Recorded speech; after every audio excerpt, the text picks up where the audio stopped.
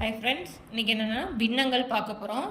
பின்னங்கள் அப்படின்னா ஒரு முழுவை சமமாக பிரித்தால் பிரிக்கப்பட்ட பகுதிகளின் தொகுதியே பின்னம் எனப்படும். இப்போ நம்ம ஒரு கேக்கோ ஒரு பீஸாவோ எடுத்துக்கிறோம் அப்படின்னா இது ஒரு முழு பகுதி.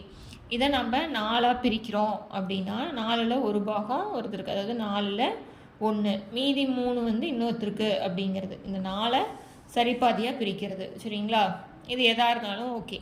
இப்போ எடுத்துக்காட்டுக்கு நான் 2/5 அப்படின்னு போட்டிருக்கேன். ஒரு முழு பாகத்தை 5ஆக பிரிக்கிறேன், அதில் 2 எடுத்துக்கிறேன். அதனால் 2/5. மேலே இருக்கிறது தொகுதி, கீழே இருக்கிறது பகுதி. ஓகேங்களா?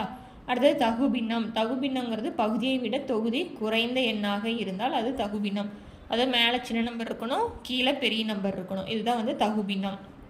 தகாபின்னம் அப்படின்னா தொகுதியானது பகுதியை விட பெரிய எண்ணாக இருந்தால் அது தகாபின்னம். அதாவது மேலே பெரிய நம்பர் இருக்கணும், கீழே சின்ன நம்பர் இருக்கணும்.